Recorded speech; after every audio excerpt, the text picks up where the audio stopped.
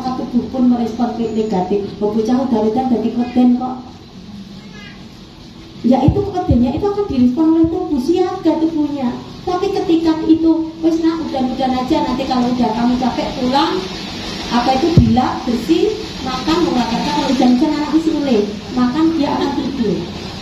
Tapi ketika dielek anak itu akan khawatir was-was. Nanti aku dimarahi, nanti begini, makan aja dia akan gelem ora-ora. Loh ini benar yang terjadi seperti itu. Itu yang kedua. Yang ketiga, yang namanya alam itu akan memberikan kekebalan secara alamiah. Maka terpenting adalah bagaimana mindset atau pikiran kita ini. Karena mindset ini, pikiran ini adalah operator. Itu akan sesuai perintah raja kan ya tuh boleh ikuti bingung. Nek cetok, bismillah, mudah-mudahan sehat, insya Allah sehat. Kotornya di mana kalau berfungsi kotor? Karena belum pernah ada yang memberitahukan kalau air hujan itu bersih. Menurut Anda sebelum tahu nanti saya bicara banyak. Menurut Bapak Ibu semuanya ini air hujan itu bersih atau kotor? Bersih. Kotor. Kalau jantungnya lewat genteng atau lewat atap artinya kotor gitu ya? Oke lah, oke. Nanti kalau lewat atap ada debu, airnya kotor. Ketika dia jatuh di tanah lebih kotor enggak?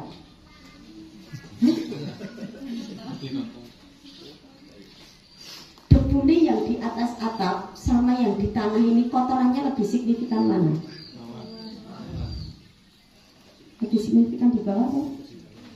Nah ini pentingnya kita makhluk yang diberi akal pikiran itu, bagaimana air yang hujan yang jatuh ini untuk sampai di kita itu tetap bersih, tetap higienis. Itu pentingnya kita diminta berpikir. Maka kata Allah itu bagi orang-orang yang mau berpikir, bagi orang-orang yang mau memahami, begitu. Itu pun kalaupun kita lewat atap dianggap kotor, jelas kalau kita lihat sekarang itu lebih kotor ketika dia jatuh di tanah. Artinya apa? Bahwa air hujan yang jatuh itu yang membuat kotor hanyalah yang dilewati saja. Sama wadah yang buat nampung, benar. Nah kalau itu yang polutan di atap ini, kalau kita lewat atap sudah bersih, wadahnya bersih, artinya kan air hujannya bersih. Di praktek kami, air hujan ini kita nampungnya memang diyakinkan dulu bahwa polutan di atap ini bersih. Jadi misalnya habis kemarau panjang hujan pertama, ya udah lewatkan itu hak bumi itu ya saking hausnya, ya kan? Kedua kali kok masih polutannya kan sangat tebal biasanya, debu-debu dan sebagainya, ya biar bersih dulu. Sudah intensitasnya berat, nanti lewatkan dulu 10 menitan. Setelah itu baru kita tampung. Kita tampung saja, nanti setelahnya baru kita saring. Kenapa harus disaring juga? Karena terkadang debu halusnya ikut terlarut. Itu cara-cara yang manual. Nah kalau habis disaring itu apa, air hujannya itu sudah siap minum. Mau itu dari kimis kok kata Allah, ma'anzala kunasana ima atau dan aku turunkan air yang sangat bersih dari langit. Jangan percaya apa yakin? Yakin? Ngomong aku banyak dan wong kok muni yakin. Berarti kan kemarin lagi percaya. Dan aku turunkan air dari langit yang sangat bersih. Artinya yang membuat kotor adalah hanya yang dilewati sama wadahnya. Kadang ada yang mempertanyakan begini, kalau kita ngambilnya nggak lewat atap nih, langsung dari di halaman, dari langit langsung, ya tetap juga dilarutkan polutannya. Contoh kecil, kalau nggak hujan begini, ambekan kita juga nggak los, tapi habis hujan ambekan teko banget, bener nggak? Artinya di udara pun penuh polutan. Kalau kita mau melihat dengan indikator biota, ini nggak ada sampung, artinya kualitas udara kita sudah rendah. Nah cara-cara sederhana gitu Bu belajarnya, termasuk bagaimana kita belajar mengenali air ini. Oke ya, air hujan artinya itu air yang sangat bersih dari sisi religi. Sekarang kalau dari sisi sainsnya bagaimana dengan cara sederhana? Saya minta gelas 2 atau 3. Aturan Menteri Kesehatan terkait dengan air bersih, air minum, itu ada satu indikator yang dikenal dengan TDS atau Total Dissolved Salts, atau zat padatan yang terlarut di dalam air. Di sana disebutkan, nanti silahkan buka, bisa browsing, itu 500 per ppm. Artinya di situ mau ada kakunnya, mau ada Fe-nya, mau ada timbalnya, yang penting jumlah ukurannya orang lebih dari 500 itu bisa diminum. Yang layak minum di bawah 500, kalau lebih dari 500 tidak layak minum. Nah sekarang kita akan belajar kalau di Permenkes 500 itu kira-kira air hujan itu berapa. Itu pertama. Yang kedua, ketika air ini zat padatan yang terlarutnya tinggi, membuat kelompok atau klaster air ini gendut-gendut, sehingga nanti air tidak mudah terserap oleh sel kita. Ini saya katakan dokter, sebaik apapun nutrisi, sebaik apapun vitamin, sebaik apapun obat, ketika yang membawa masuk ini tidak bisa masuk ke aquaporin sel, maka itu nanti tidak akan optimal. Sama bening, tadi tidak berbau kan? Tidak berwarna ya? Ye.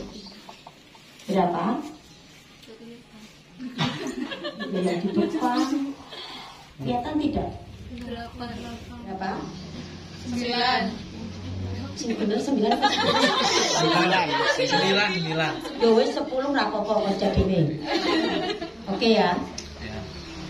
Ini 8, ini 9. 9 ke 10 kesepakatan. Oke. Ini pakai duit. Warnanya merah apa hijau? Merah. Artinya berat neng apa itu? Neng sumur itu di sini nih Mbak, apa pakai mesin? Hah? Mesinnya pakai listrik apa enggak? Ini jenenge bayar meneng kalau kita ini lebih besar biayanya. Ini kita bicara ekonomi dari sisi ekonomi dulu, karena nanti kita juga akan menyinggung dari sisi kesehatan. Sudah ya, sudah ditulis ya.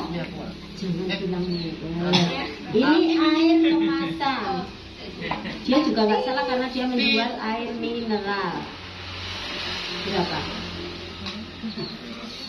221.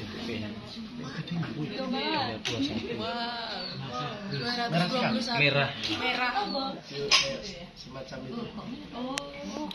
164. Berarti ini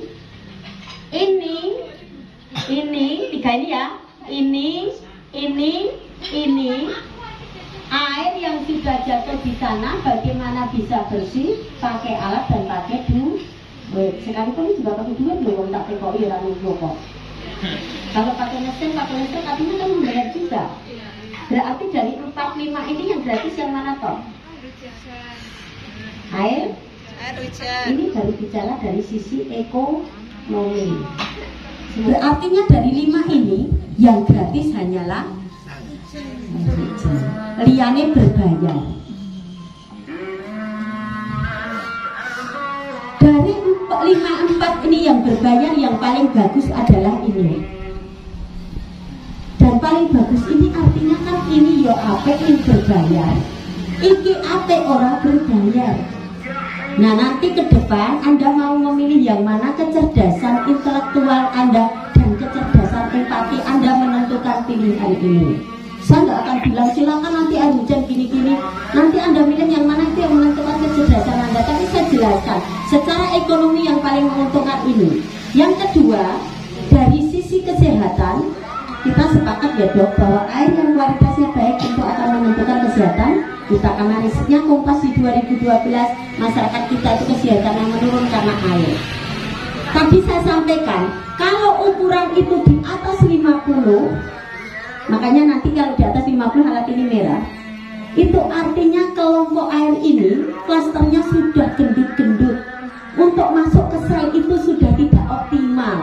Kenapa jenengan kalau minum air beberapa dari jenis ini tidak bisa segini satu tegakan? Karena dia tidak terserap secara optimal oleh sel tubuh kita karena bentuk klasternya gede-gede.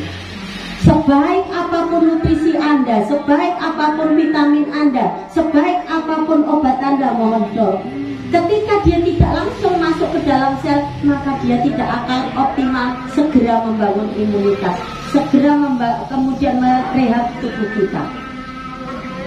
Air mempunyai peran yang luar biasa di dalam tubuh karena dia tidak hanya sebagai penyeimbang suhu tubuh kita, tapi dia akan menjadi alat transportasi bagi nutrisi maupun oksigen yang ada di dalam, yang kita asup untuk masuk di dalam tubuh kita. Maka kenapa kalau mereka yang mempunyai keluhan dengan air hujan ini jauh lebih tepat? Karena nutrisi ini, vitamin ini segera membangun imunitas. Makanya kalau di tempat saya dok, itu saya tidak buka praktek, tapi yang datang itu kasus-kasus berat dok. Dari kanker otak sampai meningitis saya punya pasien itu semua. Tapi saya bilang air ini bukan obat. Maka selalu saya sampaikan, pertama berpikir positif agar respon tubuh baik, rileks ketika dimasukin asupan. Gizi berimbang, karena gizi berimbang prinsip saya satu orang per orang beda, karena masing-masing orang potensinya berbeda.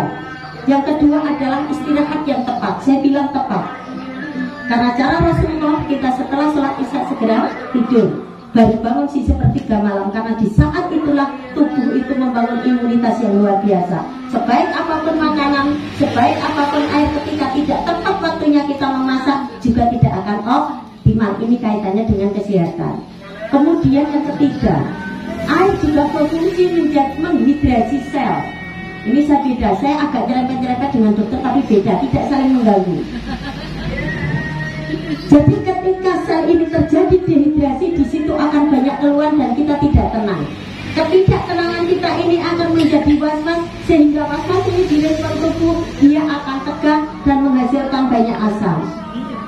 Maka itu dibutuhkan air yang sifatnya basah. Dan air hujan itu nggak diapa-apain, sifatnya sudah basah ketika kita mendapatkan. Apalagi kalau air hujan di pas waktu hujan deras pakai petir yang menyambar-nyambar, Masya Allah, itu istimewa. Maka Allah tidak ada yang sia-sia menciptakan ini. Beda loh sing sampean sok mantel, itu luar biasa dia. Ini dilanjut atau tidak? Kita kalau azan break dulu ya. Kita break dulu, nanti lanjutkan setelah azan.